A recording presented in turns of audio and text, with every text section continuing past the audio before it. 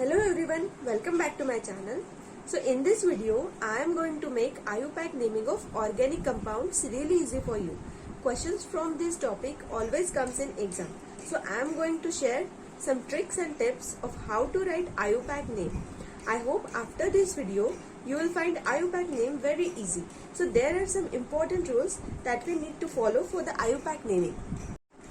So first is what is meant by IUPAC nomenclature. IUPAC मतलब क्या होता है? International union of pure and applied chemistry, ये इसका फुल फॉर्म है.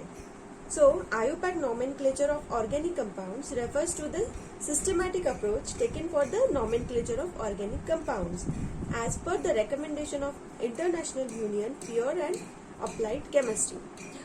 IUPAC नेम क्या है? मतलब इससे हमें ऑर्गेनिक कंपाउंड्स को नेमिंग करना है, मतलब नोमेनक्लेचर करना है. ठीक है. According to the guidelines set by IUPAC, the nomenclature of compounds must follow these steps. So this is the IUPAC name format. The systematic IUPAC name of an organic compounds consists of 4 parts, that is root word, suffix, prefix and infix. So suffix is divided into primary and secondary suffix. So let's see these parts in details. So what is meant by root word? The word root of IUPAC name indicates the number of carbon atoms in the longest possible continuous carbon chain, also known as parent chain. Root word मतलब हमें वहाँ पे carbon chain देखनी है, मतलब parent carbon chain हमें देखनी है. ठीक है. After this definition, I will show you the table, which will help you to understand more. So second one is suffix. It is used to indicate the degree of saturation or unsaturation in main chain. अब saturation and unsaturation क्या होता है? Unsaturation मतलब जैसे कि double bond, triple bond, और saturation मतलब है सिंगल बॉन्ड. ये सिंपल डेफिनेशन है. अब प्राइमरी एंड सेकेंडरी है. सो प्राइमरी मतलब it is use to indicate the degree of saturation और unsaturation in main chain. And secondary मतलब it is used to indicate the main functional group in organic compound and is added immediately after the primary suffix in the IUPAC name. Third one is prefix. So it is used to indicate the side chain substituent and low priority functional groups. The prefix used for some common side chains and substituents are shown in the table. The last one is the infix. The infix like cyclo, spiro, bicyclo are added between the prefix and root word in the IUPAC name to indicate the nature of parent chain. जैसे कि infix में क्या आएगा? Cyclo, ऐसे words use होंगे. Cyclo, spiro, bicyclo. Cyclo मतलब it use to indicate the cyclic nature of parent chain, and spiro मतलब spiral compound, spiro compounds. I will show you the rules with the help of some examples. So let's start with the simple example. So जैसे कि आप ये example देख रहे हो, हमने पहले क्या किया है? यहाँ पे कार्बन हमने काउंट किए कितने हैं? 1, 2, 3 and 4. 4 carbon are there in this example. So हमने इसे नेमिंग कर दिया. ठीक है. 1, 2, 3 एंड 4. सो अभी हम देखेंगे कि रूल्स कैसे अप्लाई होते हैं. सो यहाँ पे है methyl secondary prefix, but as a root word, N as a primary suffix and 2-ol as a secondary suffix. So इसका मतलब क्या है ये मैं आपको explain करती हूँ.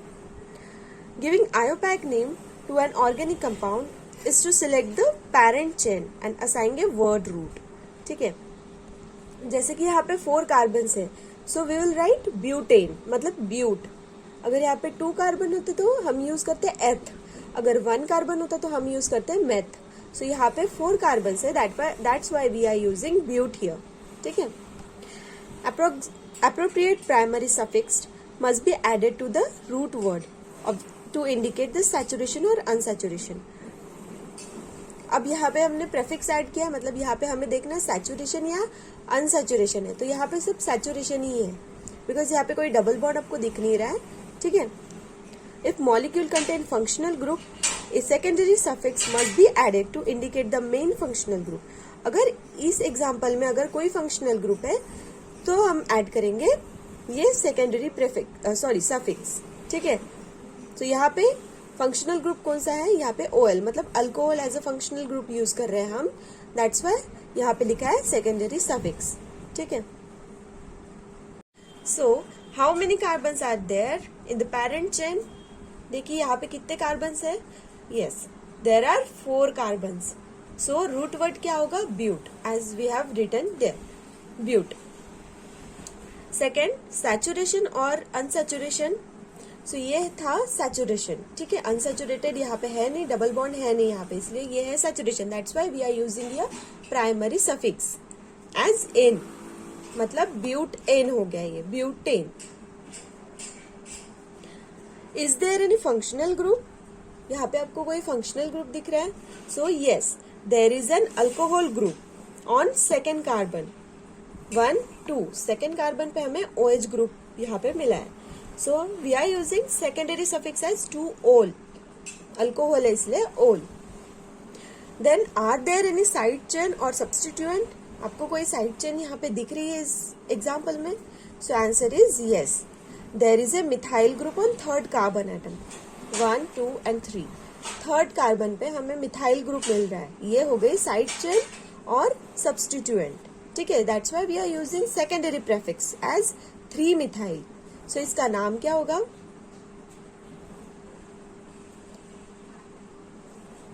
इसका नाम क्या होगा ये कंपाउंड का? 3 मिथाइल ब्यूटेन 2-ol। देखो 1 2 3 मिथाइल, कंपाउंड कौन सा है? Butane and 2-ol। ये हो गया इसका आयोपैक नॉमेनक्लेचर।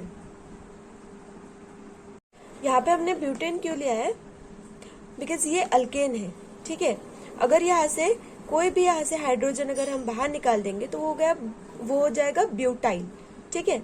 अभी यहाँ से हाइड्रोजन निकाला भी नहीं है और कार्बन कितने हैं? 1 2 3 and 4, that's why we are using butane here.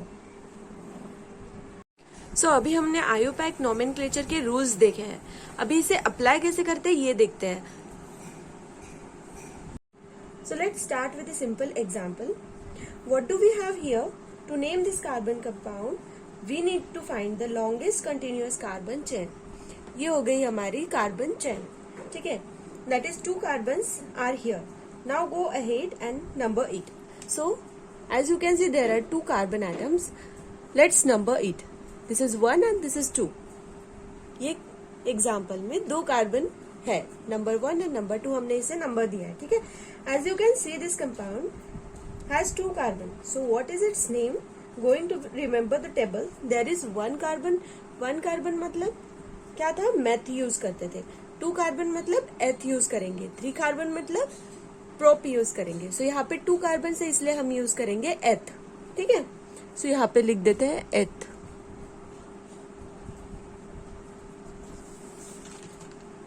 Next is single bond is in the between the 2 carbon atoms, ठीक है। इन दोनों कार्बन एटम के बीच में सिंगल बॉन्ड है, दैट्स वाई ये हो गया अल्केन। सो अल्केन मतलब ये हो गया इथेन, एन। इथ लगाया हमने इसलिए बिकॉज यहाँ पे 2 कार्बन्स थे, और एन मतलब अल्केन बिकॉज यहाँ पे सिंगल बॉन्ड है। Since there is only a single bond it is an alkane. So इसका नाम हो गया ethane. So this one is the next example. आप लोग यहाँ पे देख रहे हो कितने कार्बन एटम्स है? ये होगी carbon chain, the longest carbon chain.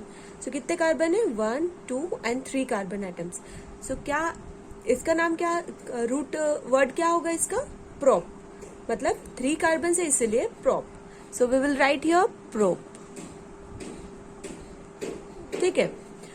फिर उसके बाद नंबर कर देंगे 1 2 and 3। Then is this a propane? ये प्रोपेन हो सकता है, मतलब ये अल्केन है। So no, there is a double bond between this 2 carbon atoms.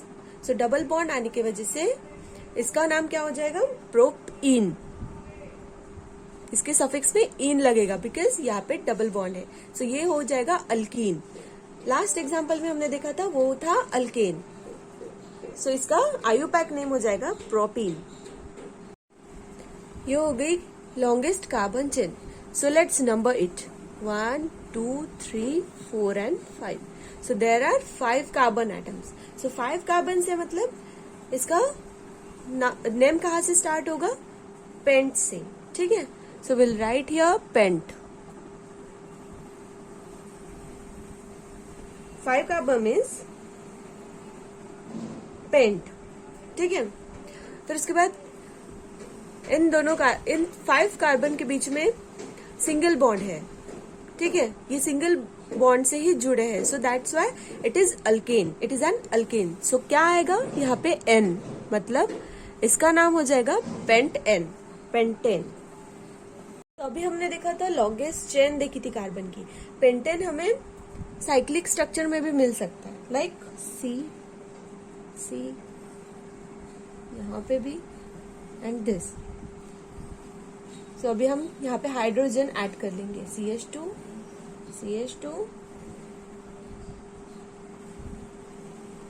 and H2.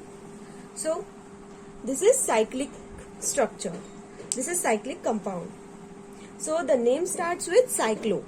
Cyclic है इसलिए the name will start with cyclo. So ये क्या होगा? cyclopentane.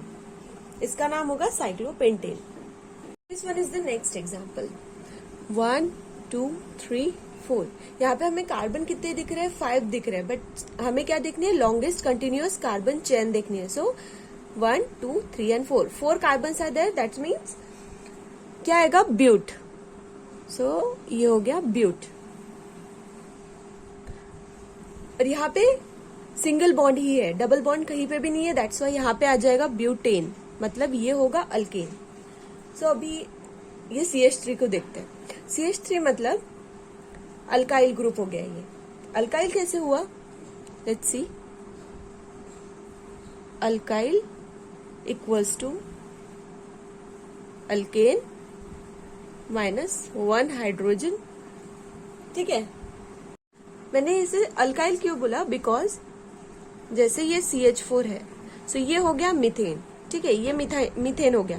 अगर इसमें से हम अगर हाइड्रोजन माइनस कर देते, एक हाइड्रोजन माइनस किए, तो हमें मिलेगा मिथाइल. सो ये हो गया मिथाइल. सो इसका नाम क्या हो गया?